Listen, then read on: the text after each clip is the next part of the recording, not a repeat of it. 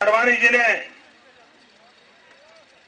देश के प्रधानमंत्री को वीक प्रधानमंत्री कहा तो इनको इतनी पीड़ा हुई है। हर दिन प्रधानमंत्री परेशान हो रहे हैं, इधर हाथ हिला रहे हैं, उधर हाथ हिला रहे हैं, बोल रहे हैं मुझे वीक बोल दिया। बड़ी एक्सरसाइज चल रही है पूरी कांग्रेस में। अरे मैं बताता हूं प्रधानमंत्री जी आप वीक प्राइम मिनिस्टर कैसे हैं, मैं बताना चाहता हूं। आपकी सरकार के एक मंत्री, आप ही की कैबिनेट के मंत्री श्रीमान रामविलास पासवान, उन्होंने कहा बांग्लादेशियों को हिंदुस्तान का नागरिक बना दिया जाए, उनको मत का अधिकार दिया जाए, उनको चुनाव लड़ने का अवसर दिया जाए।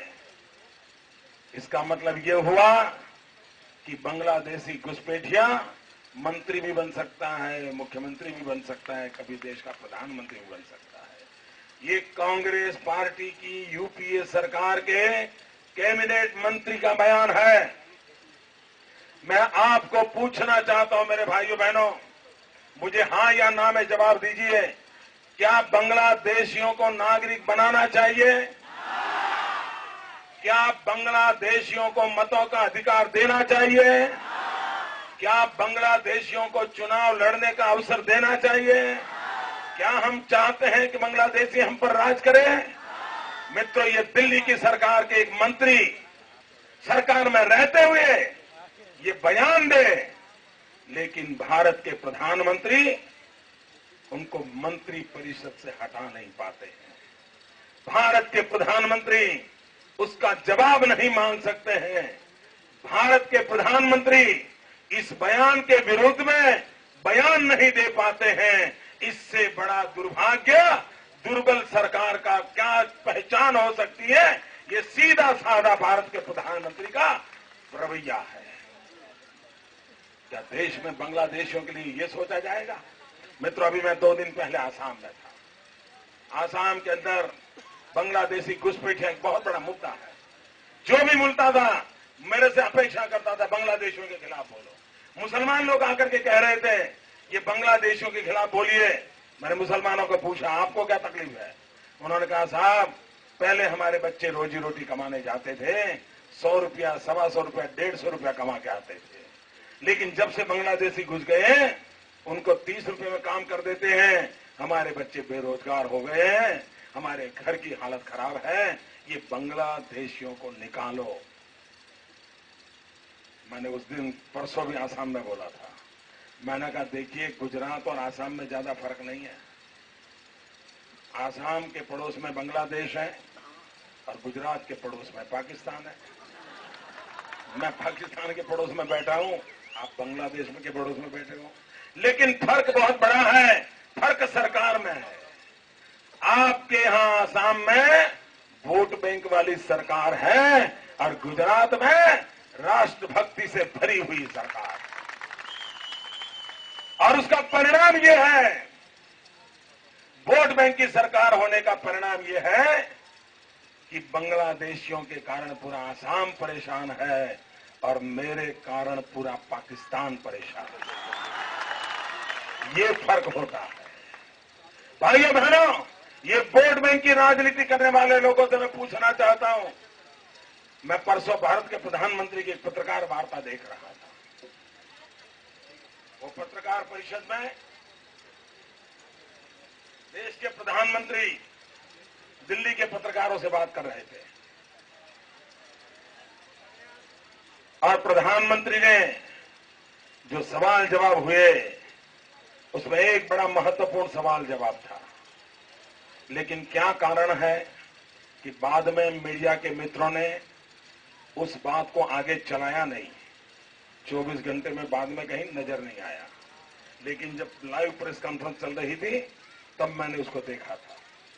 प्रधानमंत्री को एक बढ़िया सवाल एक पत्रकार ने पूछा और सचमुच में वो सवाल बहुत ही बढ़िया था और टोटली अपॉलिटिकल सवाल था, यानी मेरे मन को छूने वाला सवाल था। उस पत्रकार ने प्रधानमंत्री को पूछा कि आप 5 साल सरकार चलाई, 5 साल में ऐसा कौन सी पल थी जब आप मायूस हो गए, आपको पीड़ा हुई, आपको बहुत तकलीफ हुई। ऐसी पल कौन सी थी, वो समय कौन सा था 5 साल में जिसमें आपको तकलीफ हुई? प्रधानमंत्री ने क्या जवाब दिया सुना भाई? मैं जवाब सुनकर के मेरा माथा शर्म से झुक गया। सवाल इतना बढ़िया था, लेकिन देश के प्रधानमंत्री ने जो जवाब दिया, वो जवाब सुनकर के आपका भी माथा फट जाएगा मित्रों, आप सबको पीड़ा होगी। प्रधानमंत्री ने यह कहा कि 5 साल के अंदर जिस दिन अमेरिका के साथ न्यूक्लियर डील वाला मामला अटक गया, वो पल मेरे लिए बहुत पीड़ा की पल थी। उस दिन मुझे बहुत पीड़ा हुई।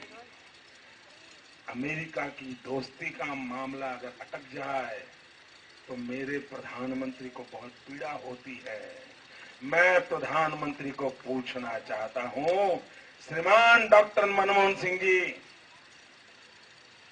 मुंबई के अंदर ट्रेन में बम ब्लास्ट हुआ था, 200 लोग मारे गए थे, रेलवे के प्लेटफॉर्म पर खूनियों की नदियां बह रही थी, माताएं बिलख रही थी, बच्चे अपने बाप को खोज रहे थे, पूरा हिंदुस्तान की आंख में आंसू थे। मैं प्रधानमंत्री को पूछना चाहता हूं, बंबई के रेलवे के बम ब्लास्ट के समय आपको वो पल पीड़ा की नहीं लगी? प्रधानमंत्री, आपके लिए वो दुख की पल नहीं थी? अमेरिका के साथ दोस्ती अटक गई, वो आपके लिए दुख की पल थी? मैं प्रधानमंत्री को पूछना चाहता हूं, हमारे पुलिस के जवान जो नक्सलवाद के खिलाफ लड़ाई लड़ते हैं, वो खाकी वर्दी में हैं, लोगों का उनके प्रति गिला शिकवा हो सकता है, राजी नाराजी हो सकती है, लेकिन ये पुलिस के जवान जो नक्सलवाद के खिलाफ लड़ते हैं, ये नक्सलवादी क्या करते हैं? पुलिस के जवान के बच्चे बस में बैठ करके, जब वो बच्चे स्कूल जाते हैं, उन बसों को बम विस्फोट करके उड़ा देते हैं। साल में 7-8 घटनाएं ऐसी होती हैं जब पुलिस के बच्चों को, जो बस में स्कूल जा रहे हैं, उन बच्चों को नक्सलवादी मार देते हैं। मैं प्रधानमंत्री को पूछना चाहता हूं, ये छोटे छोटे बच्चों को नक्सलवादी मार देते हैं, साल में 7 बार 8 बार होता है, और आपके कार्यकाल में बार बार हुआ है। क्या प्रधानमंत्री जी, ये छोटे छोटे नन्हे नन्हे बच्चों को मार दिया जाए, उसकी मां रो रही हो, वो पुलिस का जवान परेशान हो गया हो, क्या आपको वो पल परेशान नहीं करती है? क्या आपको वो पल पीड़ा नहीं देती है? मैं प्रधानमंत्री को पूछना चाहता हूं। प्रधानमंत्री जी जवाब दीजिए, जब बिहार के अंदर भयंकर बाढ़ आई, 100 साल में ऐसी बाढ़ नहीं आई, ऐसी बाढ़ इस बार आई।